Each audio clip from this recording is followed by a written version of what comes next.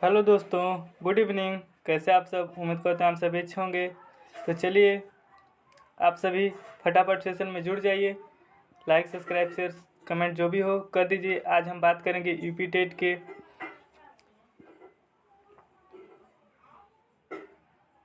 बाल विकास के कुछ महत्वपूर्ण मनोवैज्ञानिकों के बारे में, जो आपको बहुत ही हेल्प मिलेगा। इतना आप देख लेते हैं तो एक मैंने खुद अपना नोट आप सबको शेयर कर रहा हूँ, जो कि मैंने अपनी तैयारी की थी और मैंने टेट इसी नोट्स को पढ़कर अपना क्लियर किया। तो चलिए आप सबको बता दें। तो सबसे पहले आप सबको एक मोटिवेशन के साथ सेशन को शुरू करते हैं। तो कामयाबी 6 चीज़ों को डिमांड करती है। आप सभी लोग याद रखना, कामयाबी 6 चीज़ों को डिमांड करती है। बात करते हैं पहली। सबसे पहले हद से ज़्यादा मेहनत करना। हद से ज़्यादा क्या करना है? हम सबको मेहनत करना है इस अपने लक्ष्य को पाने के लिए। दूसरी बात, बुरी आदतों को त्यागना। इसको क्या करना है? त्याग देना है। और संघर्ष करने की हिम्मत। संघर्ष जितना हम करेंगे उतना ही हमारी सफलता शोर मचाएगी। तो संघर्ष करने की हिम्मत रखनी चाहिए और अपने काम पर विश्वास करें। आप जो भी काम कर रहे हैं, आप जितनी पढ़ाई कर रहे हैं, उस पर विश्वास करें कि हाँ, आज मैंने कुछ किया है, आज कुछ पढ़े हैं। उसके बाद धैर्य की काबिलियत। आप हमेशा एकदम धैर्य बनाए रहें। धैर्य रखने की काबिलियत आपके पास होनी चाहिए। और अपने काम के प्रति जुनून, अपने काम के प्रति एक कदम जुनून होना चाहिए कि हमें ये करना है, करना है तो करना है। तो चलिए इस मोटिवेशन के साथ ही शुरू करते हैं। चलिए देखिए, मनोविज्ञान के इतिहास से शुरू करेंगे एकदम क्रम वाइज। तो देखिए, मनोविज्ञान का इतिहास के बारे में आज हम लोग जान लेते हैं। देखिए, मनोविज्ञान एक अन्य विषयों की तरह ही विकासशील है। प्राचीन यूनान ने ही इस विषय का एक लंबी यात्रा तय किया है और समय समय पर इसके अध्ययन का फोकस बदलता रहा है। कभी इसे मन का, तो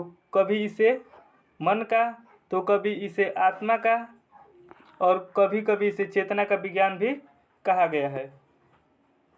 आप देख सकते हैं, कभी आत्मा का और कभी कभी चेतना का विज्ञान भी कहा गया है।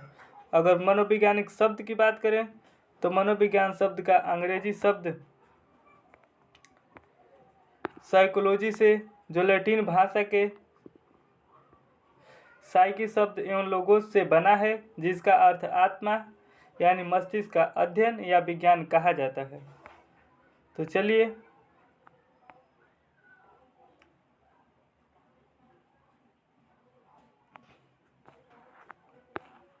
अब बात करते हैं मनोविज्ञान के इतिहास के भाग की। मनोविज्ञान के इतिहास के भाग। देखिए, वीडियो थोड़ी लंबी हो सकती है, इससे घबराने की कोई बात नहीं, क्योंकि हमें यूपी टेट क्लियर करना है इस बार कैसे भी करके। चलिए आप बात करते हैं मनोविज्ञान के इतिहास के 4 भागों में बांट सकते हैं। पहला, आत्मा का विज्ञान। सबसे पहले बात करेंगे आत्मा का विज्ञान। प्राचीन यूनान से ही 16वीं शताब्दी तक, क्योंकि प्राचीन यूनान में प्लेटो एवं सुकरात जैसे आदर्श हुए, जिन्होंने भौतिक जगत को नश्वर मानते हुए आत्मा की शुद्धता एवं निरंतरता पर जोर दिया तथा इसे परमात्मा में मिलाने को मोक्ष बताया। इसलिए प्राचीन यूनान ने यह विषय आत्मा का विज्ञान बना। यह धारणा 16वीं शताब्दी तक चलते रहे। तो चलिए बात करेंगे मन का विज्ञान।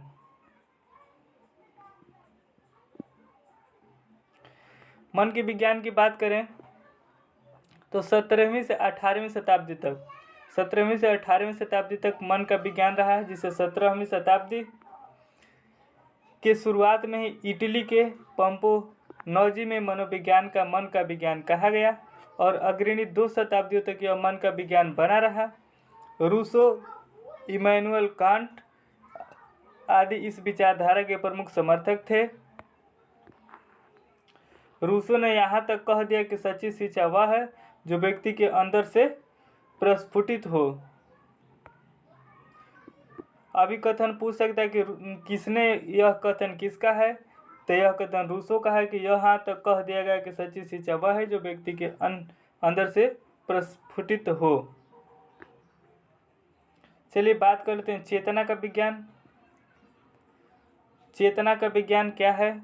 18वीं से 19वीं शताब्दी तक संरचनावाद के जनक विलियम वुंड ने 1869 में जर्मनी के लीपजिंग शहर में मनोविज्ञान की पहली प्रयोगशाला, देखिए ये जितना है सब के सब फैक्ट है, मतलब संरचनावाद के जनक कौन है? तो विलियम वुंड।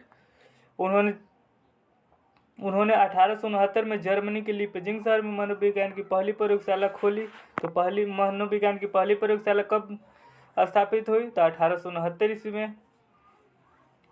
और प्रयोगात्मक विधि से चेतना का अध्ययन किया और चेतना की एक संरचना बताई। वहीं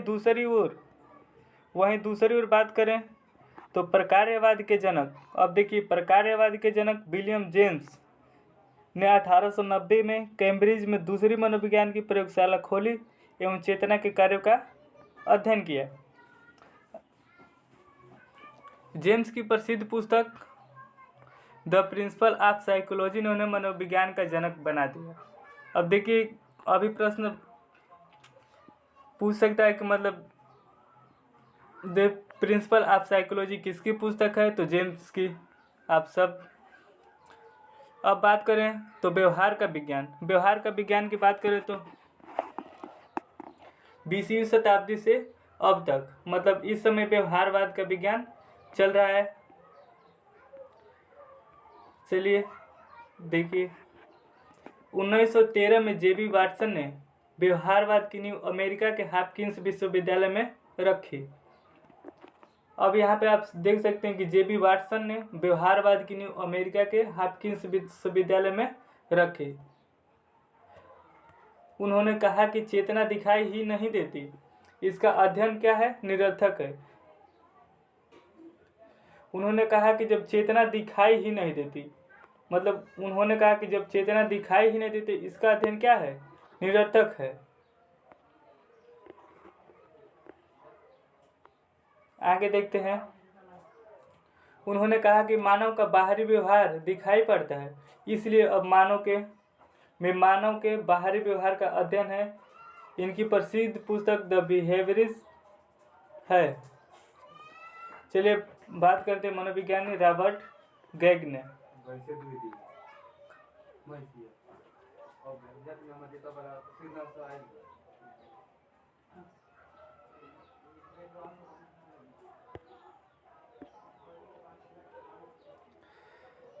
बात करें रॉबर्ट गैगने, जो कि कंडीशन ऑफ लर्निंग पुस्तक के लेखक है।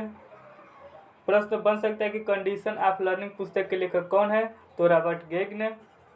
अब बात करेंगे शिक्षण के 9 चरण, तो शिक्षण के 9 चरण किसने दिए? तो रॉबर्ट गैगने ने।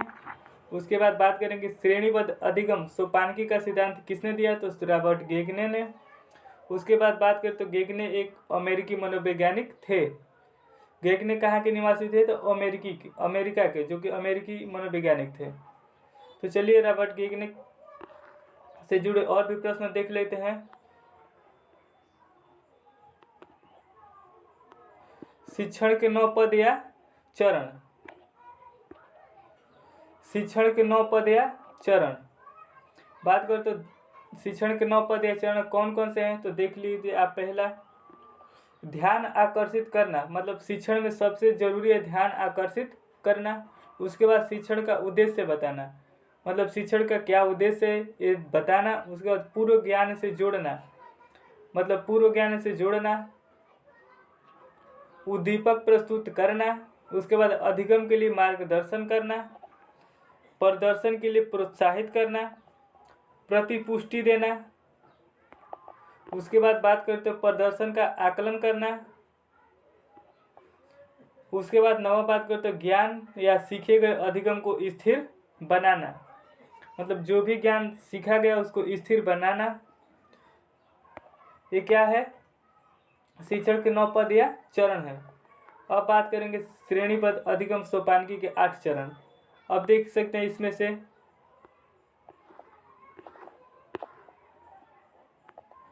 अब देखिए श्रेणीबद्ध अधिगम के आप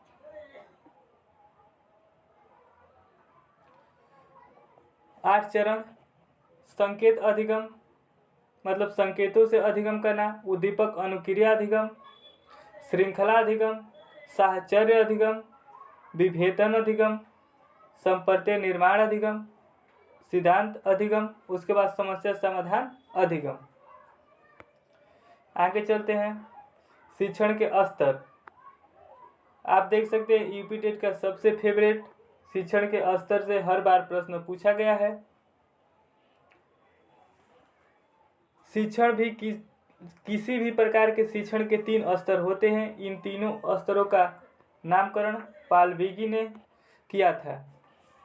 बात करते किसी भी प्रकार के शिक्षण के 3 स्तर होते हैं, इन तीनों स्तरों का नामकरण पॉल विगी ने किया था।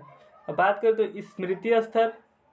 स्मृति स्तर क्या है इसके बारे में भी जानेंगे। बोध स्तर, इसके बारे में फिर से चिंतन स्तर। स्मृति स्तर, बोध स्तर, चिंतन स्तर। प्रश्न बन सकता है कि मतलब स्मृति स्तर, बोध स्तर और चिंतन स्तर ये किसने दिया है, तो पॉल विगी ने। आगे चलिए, शिक्षण का स्मृति स्तर। आखिर शिक्षण का स्मृति स्तर क्या है इसे भी देख लेते हैं। यह शिक्षण का सबसे निचला स्तर है। मतलब शिक्षण का सबसे निचला स्तर कौन है, तो स्मृति स्तर, ऐसे भी आप समझ सकते हैं। उसके बाद बात करें तो इसमें विद्यार्थी की ज़्यादातर निचली कक्षाओं की में सूचनाएं याद कराई जाती है। ज़्यादातर मतलब जो निचली कक्षाओं में सूचनाएं याद कराई जाती है वो स्मृति स्तर का अंग है। आगे चलते हैं, इस स्तर के 5 चरण हैं जो हार्वर्ड द्वारा दिए गए हैं। इसके लिए इसे पंचपदीय प्रणाली भी कहते हैं। एनसीईआरटी पाठ्य योजना मतलब लेसन प्लान हार्वर्ड की पंचपदीय प्रणाली पर ही बनाया गया है। आप देख सकते हैं यहाँ पर एकदम फैक्ट ही फैक्ट है, आप सबको दिखा देते हैं। यूपी टेट रट्टा मार प्रणाली आप सभी जानते हैं। ये सीट की टेट की तरह जैसे नहीं है कि आप समझ के 15 नंबर पेडागोजी और 15 नंबर कर सकते हैं। इसमें एकदम देखिए इस स्तर के 5 चरण है जो हार्वर्ड द्वारा दिए गए हैं।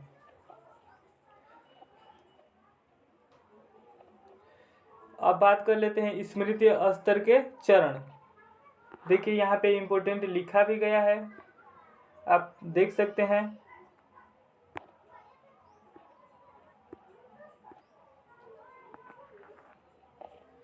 स्मृति स्तर के चरण, तो सबसे पहले तैयारी, उसके बाद प्रस्तुतिकरण, तुलना, फिर सामान्यीकरण, अनुप्रयोग। चलिए बात करते हैं बोध स्तर। बोध स्तर किसी विषय वस्तु के रटने के बजाय समझाने के लिए शिक्षण के बोध स्तर का प्रयोग होता है। इस स्तर का प्रयोग शिक्षक माध्यमिक शिक्षा में किया जाता है। इस स्तर के चरण मोरिसन ने दिए हैं। देखिए यहाँ पर क्या है, मतलब बोध स्तर किसने दिए हैं, मोरिसन ने दिए हैं। इसमें भी क्या है, 5 चरण है। आप देख सकते हैं खोज, प्रस्तुतिकरण, समावेशन या आत्मसातीकरण, उसके बाद संगठन या अभिव्यक्तिकरण। बात करते हैं चिंतन स्तर की। चिंतन स्तर यह शिक्षण का सर्वोच्च स्तर है। शिक्षण का सर्वोच्च स्तर की बात करें तो कौन सा स्तर, चिंतन स्तर। यह हमें सूचना का अर्थ समझने के लिए साथ साथ समस्याओं समाधान पर चिंतन करना होता है। शिक्षण का यह स्तर मैरिसन पी हंट ने दिया है। इसमें 4 चरण आते हैं। चलिए उन 4 चरणों को भी देख लेते हैं। समस्या को पहचानना या प्रस्तुत करना, उसके बाद संकल्पना या संभावित संसाधनों पर विचार करना, उसके बाद समस्या से जुड़े आंकड़े एकत्रित करना, उसके बाद बात करें तो निष्कर्ष निकालना और निष्कर्षों को प्रयोग में लाना।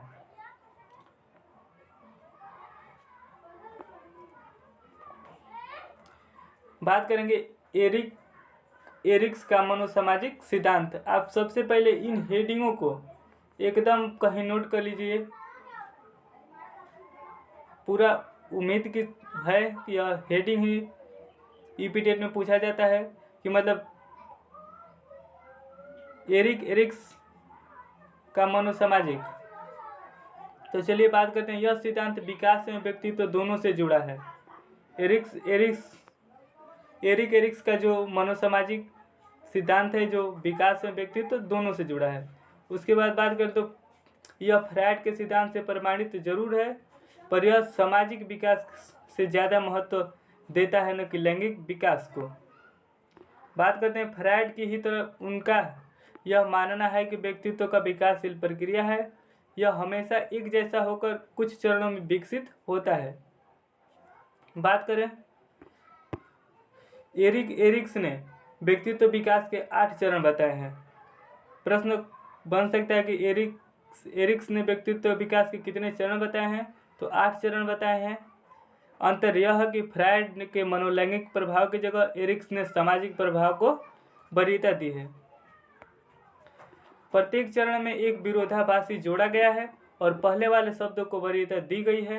प्रत्येक चरण को यह सफलतापूर्वक पूरा करने के लिए गुण का विकास होता है और अगले चरण का प्रवेश करने की कुंजी बनती है। अब इनकी प्रसिद्ध पुस्तक की बात कर लें तो पहचान बनाम जीवन चक्र, उसके बाद एक दूसरी पहचान जीवन एवं संघर्ष परिस्थितियाँ और बचपन एवं समाज। एरिक्स ने 8 चरण दिए हैं, वो भी देख लेते हैं।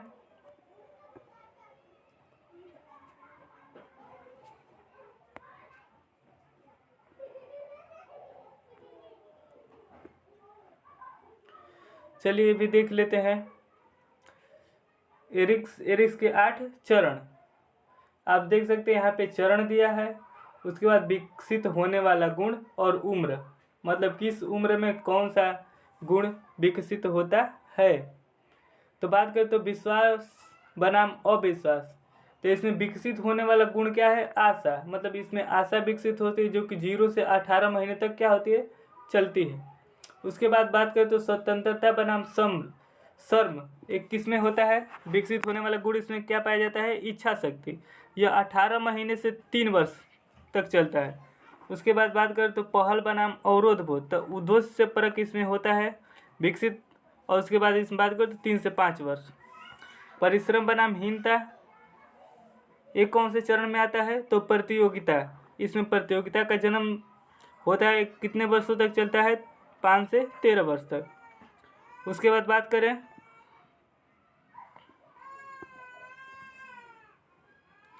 पहचान बनाम भ्रम, तो क्या होता है, वफादारी का गुण विकसित होता है जो कि 13 से 21 वर्ष चलता है। लगाव बनाम विलग्न, इसमें आप देख सकते हैं प्यार विकसित होता है जबकि 21 से 39 वर्ष तक चलता है। और उत्पादकता बनाम स्थिरता, उसमें प्रवाह का जन्म विकसित होता है जबकि यह 40 से 65 वर्ष तक चलता है। उसके बाद संपूर्णता बनाम निराशा, जो कि बुद्धिमत्ता का गुण विकसित होता है जो कि 65 वर्ष से आगे तक चलता है। तो चलिए आज के वीडियो में बस इतना ही। आगे हम बात करेंगे सिगमंड फ्रायड का मनोविश्लेषणात्मक सिद्धांत, जो कि नेक्स्ट वीडियो में देखेंगे। तो कैसा लगा आप सबको कमेंट में ज़रूर बताइए, और वीडियो के अंत तक बने रहने के लिए आप सभी का शुक्रिया, तहे दिल से धन्यवाद। आप सभी को एक बार फिर से लाइक, सब्सक्राइब, शेयर, कमेंट जो भी हो करते रहें। अपने दोस्तों के ग्रुप में ज़रूर शेयर कर दें।